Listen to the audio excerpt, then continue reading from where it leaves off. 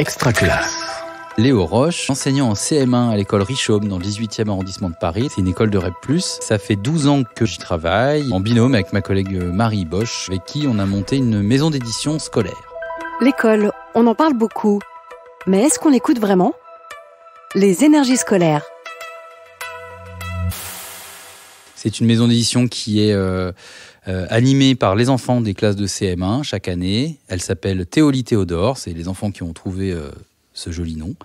Elle est née en 2018, donc là c'est la 5e année que les CM1 la font tourner pour publier des livres et les vendre, qu'ils écrivent eux-mêmes ou qu'ils font écrire par les autres élèves de l'école. Tout ça, c'est un projet qui naît de l'enseignement de la rédaction. Au départ, pour moi, la rédaction, c'était un pinsomme. Je ne savais pas comment faire, j'en faisais le moins possible. Je récupérais des textes qui étaient assez médiocres en termes de qualité, pauvres en vocabulaire, pauvres en idées. Et comme je ne savais pas quoi regarder dedans, je faisais, je pense comme beaucoup, je corrigeais l'orthographe et j'essayais d'oublier ça le plus vite possible. Un jour, on a eu une formation avec Dominique Bucheton, qui est une chercheuse qui a travaillé sur les postures d'enseignement et sur l'enseignement de la rédaction. Et elle préconise un changement assez radical qui est d'arrêter de corriger les textes, aussi bien orthographiquement d'ailleurs qu'en termes de syntaxe, etc. On arrête de se poser en censeur, c'est-à-dire en correcteur, et on change de posture, on devient accompagnateur et on accepte le fait que le texte soit pas parfait tout de suite, que ça va prendre du temps, qu'on va l'écrire, le réécrire longuement, qu'on va faire des exercices d'écriture longuement pour apprendre à mieux écrire. Beaucoup plus. Là, aujourd'hui, on écrit à peu près 2 heures par semaine. On ne ramasse plus leurs textes, on ne les lit pas pour les corriger, on les leur fait lire. On va reprendre nos vieilles habitudes, je vais vous donner le début de l'histoire. Et vous allez essayer de composer la suite. Comme tous les mercredis après-midi, Khadija se rend à son cours de piano. Elle presse le pas car elle sait que son professeur, M. Dupuis, déteste qu'elle soit en retard. Lorsqu'elle arrive enfin devant la porte du petit pavillon, elle retire ses écouteurs et s'apprête à sonner. Soudain, elle s'aperçoit que la porte de la maison est entr'ouverte. C'est inhabituel. Intriguée, elle la pousse doucement. Par l'embrasure, elle aperçoit un bout du salon. Tout est sans dessus-dessous. Je m'arrête là. Elle entre dans le pavillon. Des pâtes sont en train de brûler dans la cuisine. Les placards sont ouverts. La fenêtre est cassée. Dans la salle de bain, le robinet coule. La baignoire déborde, tout comme l'évier.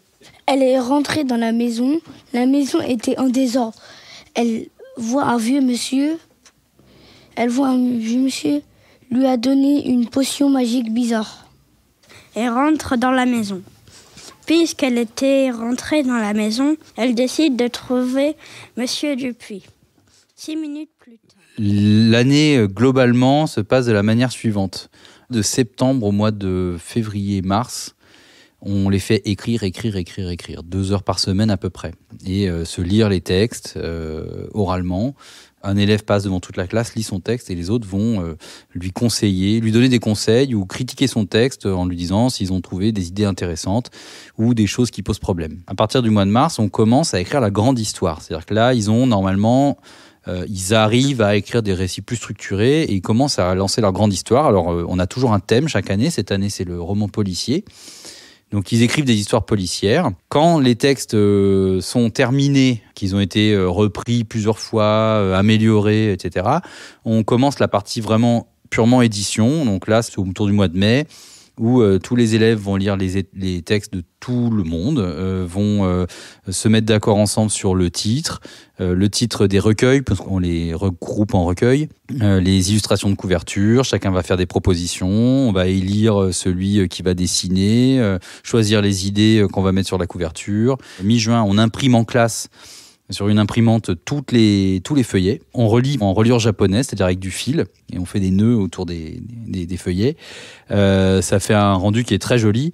Puis surtout, c'est un rendu qui est très pratique parce que ça demande techniquement, ça demande d'apprendre, mais en termes de matériel, ça demande très peu de choses. Et puis, toute fin d'année, on vend. Donc, on organise des ventes dans l'école. Les petits livres sont vendus 2 € pièce. Voilà, pour que tout le monde puisse s'en offrir au moins un.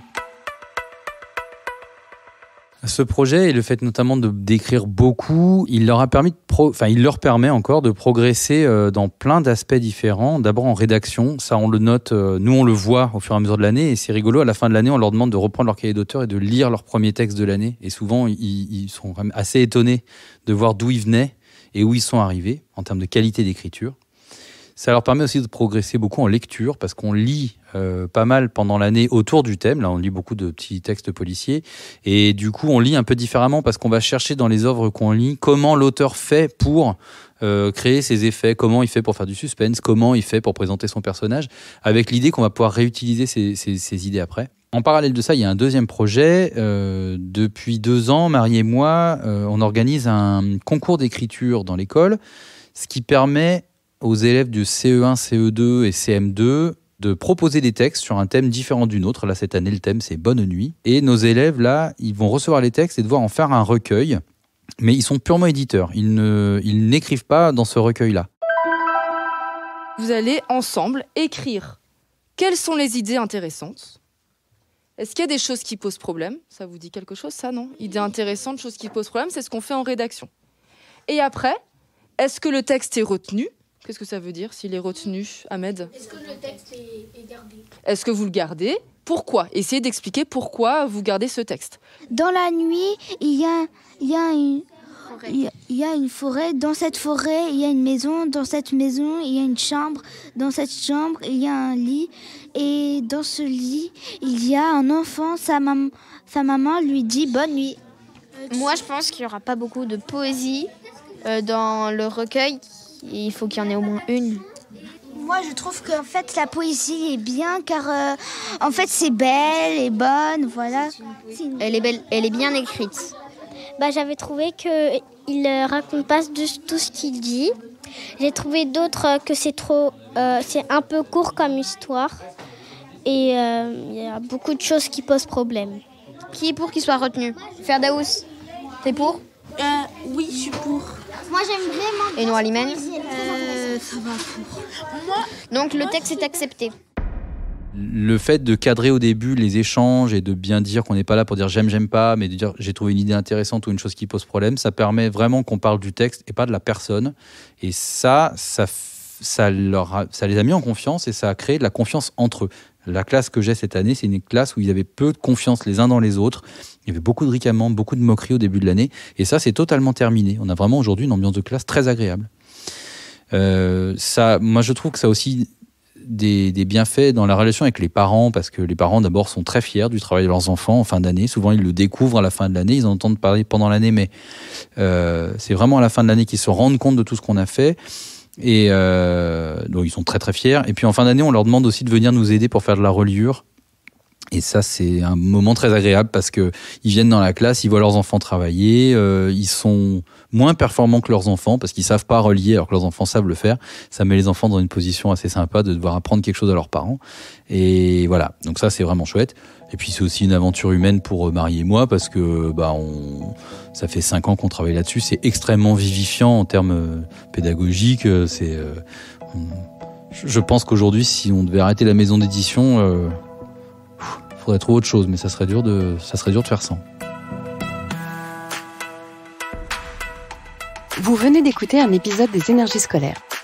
Si ça s'est bien passé, n'hésitez pas à laisser un avis sur votre plateforme d'écoute. À bientôt sur Extra Classe. Une production Réseau Canopé 2022. Extra Classe.